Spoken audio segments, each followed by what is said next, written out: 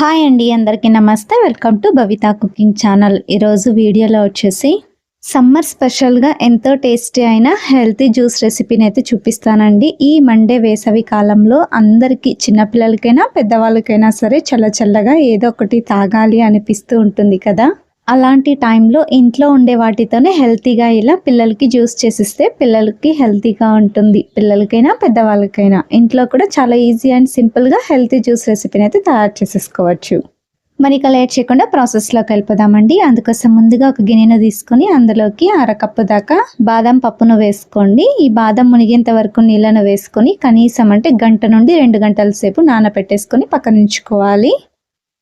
మీ దగ్గర ఇంకా టైం ఉంటే కనుక మీరు నైట్ నానబెట్టేసి ఎర్లీ మార్నింగ్ చేసేసి ఫ్రిడ్జ్లో ఉంచేసుకుంటే కనుక మీకు డే మొత్తం కూడా ఎప్పుడు కావాలంటే అప్పుడు చల్లగా సర్వ్ చేసుకొని తాగొచ్చండి. నేనైతే ఇక్కడ నైట్ పూర్తిగా నానబెట్టి తీసుకున్నానండి. నైట్ ఓవర్ నైట్ నానబెట్టేసి మరి ఎర్లీ మార్నింగే లేచిన వెంటనే దానికి ఉండే పొట్టును మొత్తం కూడా క్లీన్ చేసేసి ఇలా తీసుకున్నాను. బాదం పప్పును ఎక్కువసేపు నానబెట్టుకోవడం వల్ల చాలా ఈజీగా వచ్చేస్తుందండి. పైనుండే తొక్కు మొత్తం కూడా నీట్గా పీల్ చేసేసుకోవచ్చు.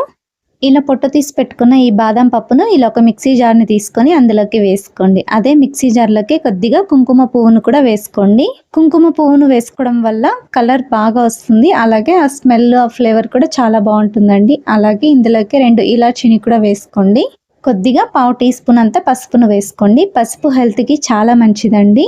అలాగే ఫుడ్ కలర్ యూస్ చేయకుండా ఇలా పసుపును యూస్ చేసుకోవడం వల్ల కలర్ కూడా చాలా పర్ఫెక్ట్గా వస్తుంది. అలాగే 1/2 టీ స్పూన్ దాకా ఎండు సొంటి పొడిని కూడా 1/2 టీ స్పూన్ అంత లేదా చిటికెడంతా వేసుకొని 1 కప్పు దాకా పాలను వేసుకొని ఇలా మెత్తగా అయ్యేటట్టు గ్రైండ్ చేసుకోండి. చూడండి, ఎంత వీలవుతుందో అంత మెత్తగా పేస్ట్లా చేసుకోవాలి. ఎక్కడ కూడా బాదం పలుకులు అనేవి తగలకుండా పూర్తిగా పేస్ట్లా చేసేసుకొని ఈ పేస్ట్ని పక్కన ఉంచుకోండి. నెక్స్ట్ ఒక గిన్నెను తీసుకొని అందులోకి 1 టీ స్పూన్ దాకా సబ్జా గింజల్ని వేసుకోండి. ఇప్పుడు వీటిని మునిగేంత వరకు కూడా నీళ్ళను వేసుకోండి. మరి ఎక్కువ క్వాంటిటీలో నీళ్ళను వేసుకోకండి.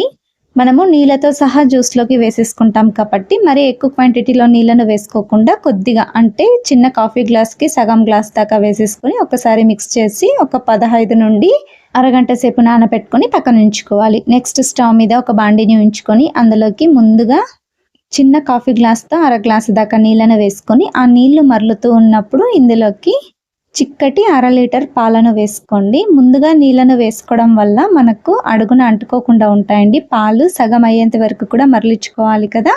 అందుకోసమే అంతసేపు ఉడికించుకోవడం వల్ల పాలు అడుగున పట్టేసుకుంటుంది కాబట్టి అడుగు అంటుకోకుండా ఉండడం కోసం కొద్దిగా నీళ్ళను వేసి, నీళ్లు మరలిన తర్వాత పాలను వేసి పాలు సగమయ్యేంత వరకు కూడా మరలించుకోవాలి. మంటను మీడియం ఫ్లేమ్లో పెట్టుకొని పాలు సగమయ్యేంత వరకు కూడా మధ్య మధ్యలో కలుపుతూ మరలించుకోండి. పాలు సగమైన తర్వాత ఇందాక గ్రైండ్ చేసి పెట్టుకున్న బాదం పేస్ట్ని ఇందులోకి వేసుకొని కంటిన్యూగా కలుపుతూ మరలించుకోవాలండి. మరి అలాగే వదిలేయకూడదు, అడుగు పట్టేస్తుంది. అందుకోసమే మధ్య మధ్యలో కలుపుకుంటూ మరలించుకోవాలి. ఇప్పుడు ఇందులోకి మీ రుచికి సరిపడంత పంచదారను వేసుకోండి. నేను ఇక్కడ 1 కప్పు దాకా పంచదారను వేసుకున్నాను. ఈ పంచదార మొత్తం పూర్తిగా కరిగేంత వరకు కూడా ఇలా కలుపుకుంటూ కరిగించుకోండి.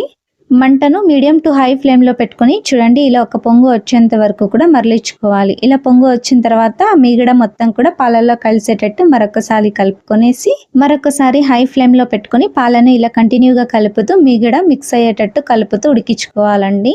ఇలా మంటను మీడియం టు హై ఫ్లేమ్లోకి మార్చుకుంటూ మీరు పాలను మరలించుకోవాలి. మధ్య మధ్యలో కలుపుకుంటూ మరలించండి. బాదంలో ఉండే పచ్చివాసన పోయేంత వరకు మరలించుకోవాలి.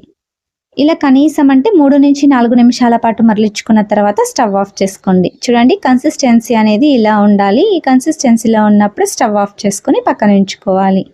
ఇలా మరలించుకున్న పాలను పక్కన ఉంచుకోండి. కాస్త గోరువెచ్చగా అయిన తర్వాత ఇప్పుడు ఈ పాలను వడగట్టుకోవాలండి. మీరు కావాలనుకుంటే డైరెక్ట్గా అయినా సర్వ్ చేసుకొని తీసుకోవచ్చు, లేకపోతే ఇలా ఫిల్టర్ చేసైనా సరే యూస్ చేసుకోవచ్చండి.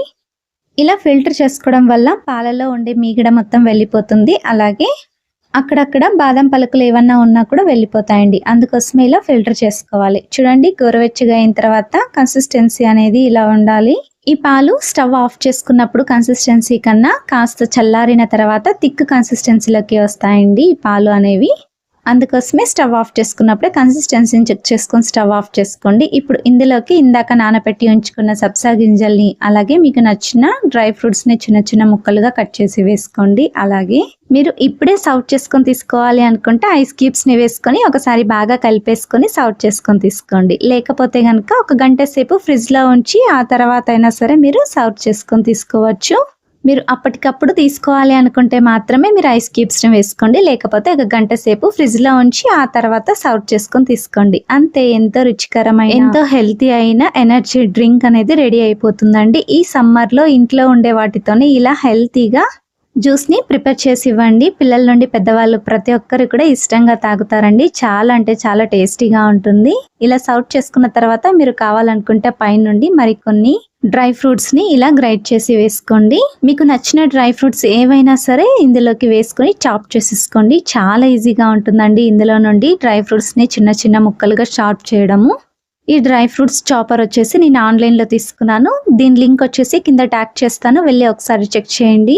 అంతేకాదు, మీరు కావాలనుకుంటే పైనుండి కొద్దిగా కుంకుమ పువ్వుతో గార్నిషింగ్ చేసుకునైనా సరే తీసుకోవచ్చు. కుంకుమ పువ్వు ఫ్లేవర్ కూడా చాలా బాగుంటుందండి ఇందులో. తప్పకుండా ట్రై చేయండి ఈ జ్యూస్ని ఒకసారి ఇంట్లో. చాలా అంటే చాలా టేస్టీగా ఉంటుంది. తప్పకుండా ట్రై చేసి మీకు ఎలా వచ్చిందో మీ ఫీడ్బ్యాక్ని కింద కామెంట్ సెక్షన్లో కామెంట్ చేయండి. అలాగే లైక్ చేయండి, షేర్ చేయండి, సబ్స్క్రైబ్ చేయండి. ఇలాంటి మరెన్నో ఈజీ అండ్ హెల్తీ రెసిపీస్ కోసం తప్పకుండా భవిత కుకింగ్ ఛానల్ని సబ్స్క్రైబ్ చేసుకోండి. మీకు ఈ వీడియో కనుక నచ్చినట్టయితే మీ ఫ్రెండ్స్ అండ్ ఫ్యామిలీకి కూడా షేర్ చేయండి. Thank you for watching video.